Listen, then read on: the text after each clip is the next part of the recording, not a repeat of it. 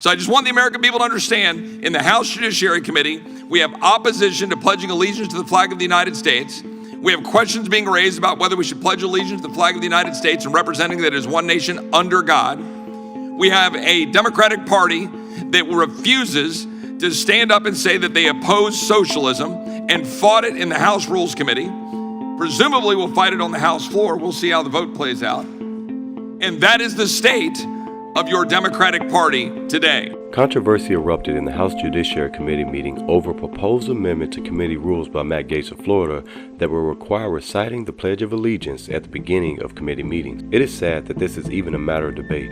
The Pledge of Allegiance and the oath of office are symbols of our country's commitment to freedom, justice, and democracy, and they should be taken seriously by those in positions of power. Government officials should not only recite the Pledge of Allegiance, they need to redo their oath of office every day, too. Listen to this ridiculous debate. Chairman, here on the august Judiciary Committee, we are charged with vindicating the constitutional rights of our fellow Americans, and our Pledge of Allegiance is a national symbol of pride and unity.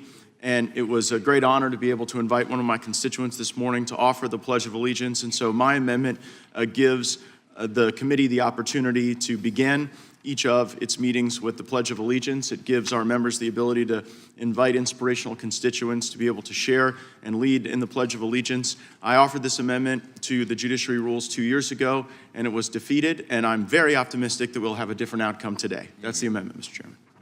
I thank the gentleman for his amendment. Support the amendment. Does anyone seek recognition?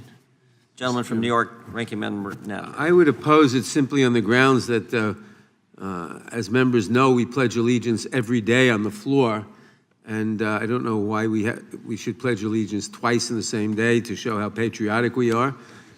As I said, we pledge allegiance on the floor every day. I don't think this is the most important amendment in the world, but since we do pledge allegiance every day on the floor, I think it's unnecessary. Gentleman from Louisiana, gentleman, you're back. Oh. Thank you, Mr. Chairman. Hang on. Recognize the gentleman from Louisiana, Mr. Johnson. I've not seen Mr. Nadler on the floor when the pledge is done, and most members are not present there, so it's not accurate to say we do the pledge every day or participate in the pledge every day. It may be offered, but you're not there for it. This is the work of the Judiciary Committee. This is the committee that has the charge of defending the Constitution and our fundamental freedoms and defending the very freedoms that the flag represents. And so it's a bit absurd to suggest we couldn't take 30 seconds at the beginning of this important work to do what should be done by all Americans. And so I think this is entirely appropriate. I wish we had done it 2 years ago, and I think we missed a lot of opportunities. I yield back. Who seeks recognition? Gentleman from Georgia, Mr. Johnson, is recognized. Thank you, Mr. Chairman. I wish 2 years ago that on January 6th, that the insurrection never did happen. And I regret the fact that many members of this committee voted against certifying the election results based on the big lie. And they have continued to promote the big lie and undermine public confidence in our government. And so for us to, amidst these folks who supported the insurrection, to be forced to pledge allegiance to the flag, which should be something that none of us have any problem with, but it's just a matter of, it's ironic that this committee, the ones that would not comply with congressionally issued subpoenas, disrespected the rule of law, would now insist that each and every one of us on each and every hearing date come before this committee and pledge allegiance to the flag. I support the Pledge of Allegiance, but it's very ironic, and I just simply wanted to point that out, and with that I yield back. Will the gentleman... I'll yield to the gentleman from New York. I thank you. I just want to take the opportunity, I think it was one of the people over there. Mr. Johnson. I think it was Mr. Johnson who said that I hadn't, he hadn't seen me pledge allegiance on the floor. I just want to say I've pledged allegiance dozens of times. Like other members, I haven't always been there at the beginning of the session, but I've pledged allegiance dozens of times, and I plan to continue doing that on the floor. I thank the gentleman. Gentleman, Mr. I yield back. Mr. Chairman. Gentleman from California, Mr. Ice is recognized. Thank you, Mr. Chairman. You know, this amendment might be more important in light of some of the things that just been said than I even thought it was. This is a committee that needs to come together to defend the Constitution, to recognize the importance of what we do here.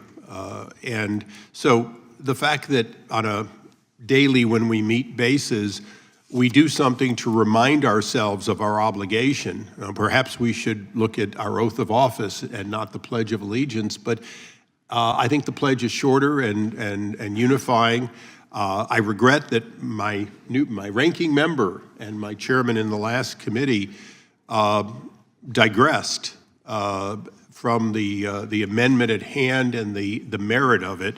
And I would hope that all of us would look and say, we've got a long way to go to get back to being a committee that defends the Constitution aggressively and does it on a bipartisan basis. So I think let us all look at this once per hearing opportunity as a reminder of why we're here, and I yield back. Thank you, Mr. Chairman. You know, Mr. Issa just made reference to how important it is for us to display our commitment to the Constitution and to commit to defend it aggressively. So I'd like to offer an amendment to the amendment, adding in the second paragraph where the chair may designate an individual to lead the Pledge of Allegiance, to add the following language. Provided, however, the pledge shall not be led by an individual who supported an insurrection against the government of the United States in any way.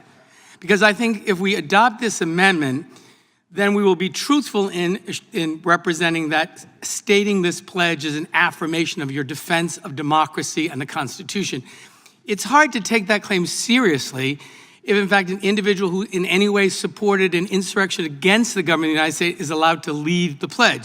So I would ask Mr. Gaetz to accept this friendly amendment, and I look forward to supporting it. Would the gentleman yield for I first ask question? Mr. Gaetz if he'll support the amendment, to make sure that someone who led an insurrection against the United States doesn't make a mockery of the Pledge of Allegiance and stand before this committee with their hand over their heart, claiming to support the Constitution. Mr. Cicilline, my concern would be if your definition of an insurrection is objecting to electors, then there would be many Democrats on the committee that wouldn't be eligible to lead the pledge, since so many That's not my definition of an insurrection. The last Republican president to get sworn in absent Democrat objectors was George Herbert Walker Bush. Reclaiming my time, Mr. Gaetz, I will allow the chairman to determine whether or not someone has participated in insurrection in the United States. I think this language is important. Would the gentleman further yield? I'm asking Mr. Gaetz, will you now accept the amendment? Well, I'm concerned that you may be disqualifying too many of your own members, Mr. Cicilline. I'm not concerned about that at all. Then agree to the amendment. Let's make this real. If you want to give someone the right to stand before the House Judiciary Committee and lead the Pledge of Allegiance at a bare minimum, let's guarantee that that person has not participated or supported or in any way helped an overthrow of the government of the United States. Would the gentleman yield? It's like a simple proposition. Would the gentleman yield? Sure. If you would consider having your language say any convicted felon, I think we would cover not only that group that you're describing, but many more. And I think as the committee of lawmaking in the purest sense, that's really what you're talking about. No, it's actually reclaim my time. That's not what I'm talking about. I'm not talking about convicted felons. I'm talking about elected. Anyone that you think reclaiming my time, Mr. Issa. I'm talking about elected officials who swear an oath to the Constitution of the United States, who in any way participated, supported, facilitated, encouraged the insurrection against the government of the United States. That's not too hard a standard. And if you are not prepared to agree that before you have the honor of leading the Pledge of Allegiance before this committee, at a bare minimum, you've demonstrated a commitment to protecting and securing our democracy, I can't support it. So, Mr. Gaetz, I know as a lover of the Constitution, you welcome this amendment. A dear lover of it. Mr. Cicilline, you've described the amendment in two different terms. The words have changed. Facilitate wasn't in your original description. It was in the second one. So if you'd like to write out your amendment pursuant to the order of the committee, we can all take a look at it. I have it writing right here. Gentleman yield back. All right, Mr. Chairman, I yield back. Gentleman yields back. Who seeks recognition? Gentleman from New Jersey, Mr. Van Drew. You know, I'm almost speechless. I wish we could all just, walk out into the streets of America and talk to people and ask them if they believe the Judiciary Committee should stand up, put their hand on their chest, and pledge allegiance to the flag of the United States of America, which represents all the men and women who have sacrificed, lost their lives, all the men and women who've given so much to this country, the purity of this nation, the greatness of this nation. I'm going to tell you, I don't think we should just do it in judiciary. I think in every committee, and I'm sorry, it's so much work. It takes, I don't know, let's time how long the pledge takes. Does it take 60 seconds, 90 seconds? And I know it's a real backbreaker, but I think it's okay. I think it's okay. We can do that little extra mile, stand up, put our hand on our chest, say what we believe, and reaffirm this America that we love. Come on, this can't be real. I can't believe we're having this debate. Gentleman from New Jersey, yield? Would the I gentleman yield. Welcome to the Judiciary Committee, Mr. Van Drew. I actually think this is a helpful illustration for the American people of the change that they've made in the House. And I well remember the fervid opposition by the majority then, the Democrats, to the Gaetz Amendment at the beginning of the 117th Congress. And we've just heard by the commentary that arises from the question of pledge, having a permission to say the pledge, the associations the minority draws when that subject comes up. It's undoubtedly an example of what they deplore when they deride a Make America Great Again majority. They use the acronym MAGA as if it's something bad, to make America great again. And when they think of the Pledge of Allegiance, what first comes to their mind? Insurrection. This is where we've gotten to be, though. As I say, welcome to the Judiciary Committee, Mr. Van Drew. You're seeing it in action already. But I'm sure that once we've gotten this amendment through and make some other progress here, we'll restore this body to what the American people expect it to be. I yield back to Mr. Van Drew. I believe we will. I believe we can all use the exercise, too, of standing up and putting our hand on our chest. I don't think it'll kill any of us. I really, besides all of the constitutional reasons, all of the greatness, how can we waste time arguing about this?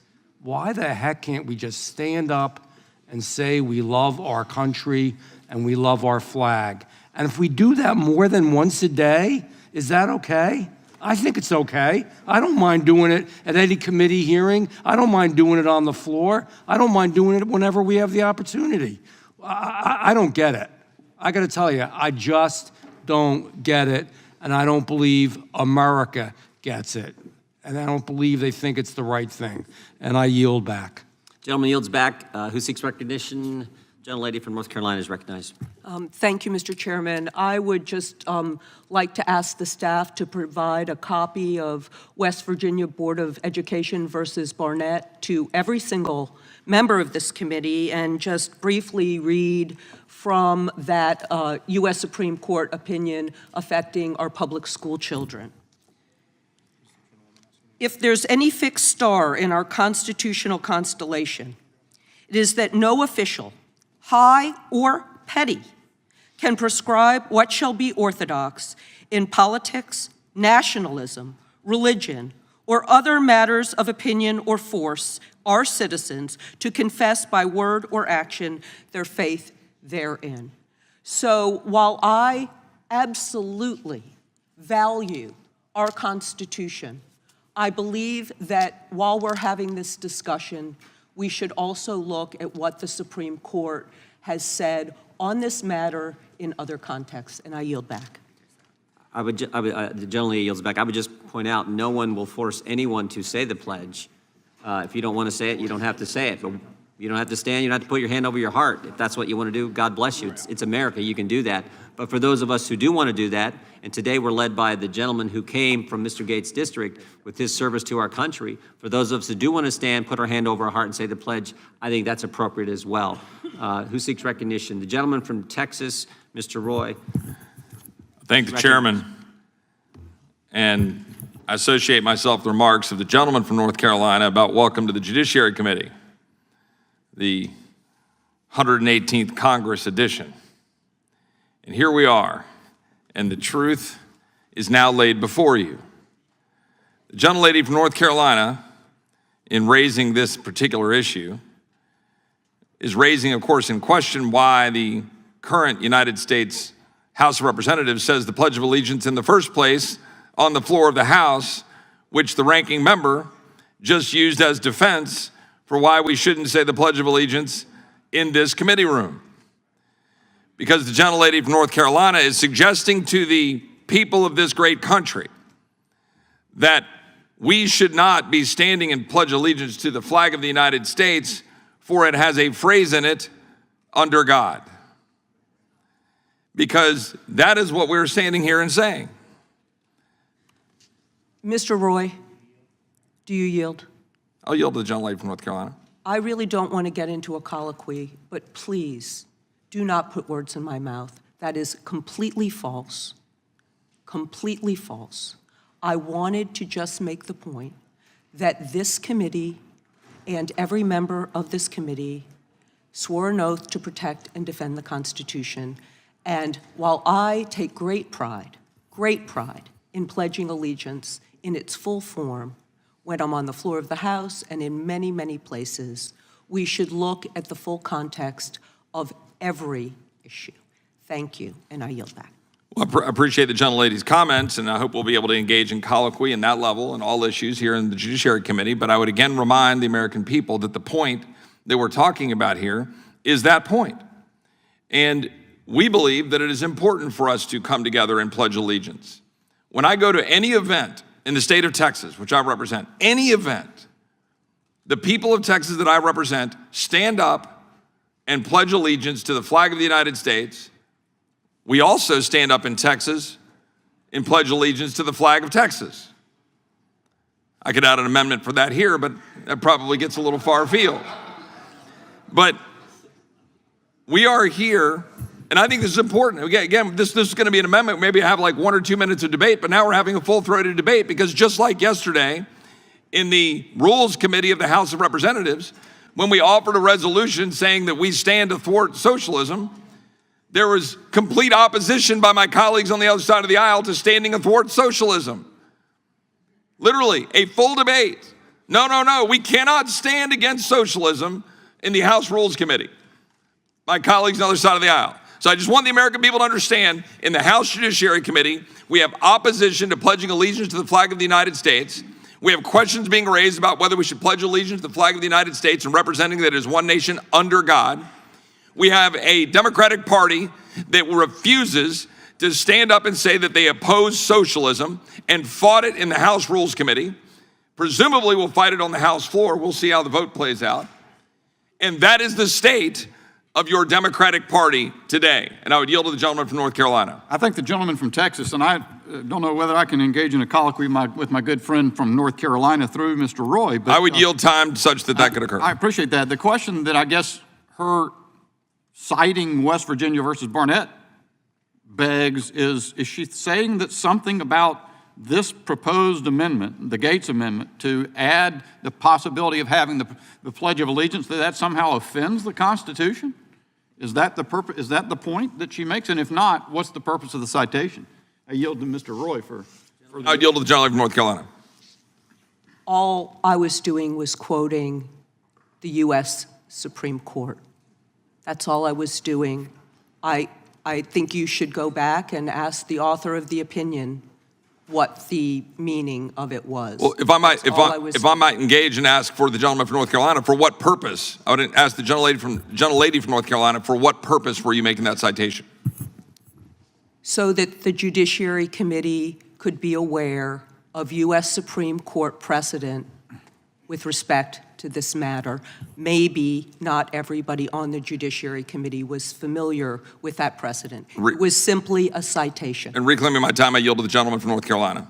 To the gentleman's point, and it eludes me. It suggests that having the protocol of a Pledge of Allegiance in the operation in the procedures of the House of Representatives is somehow compelling an orthodoxy. Which that would be a fundamental change to what we've seen in the practice here, but it is illustrative of the moment that we're in, and I yield back to the gentleman. The gentleman's time has expired. Not only does it not compel orthodoxy, it says may. you may opt for do the pledge at the start of a committee hearing. With that, who Subscribe to our channel because we the people are endowed by our Creator with these unalienable rights: life, liberty, and guns.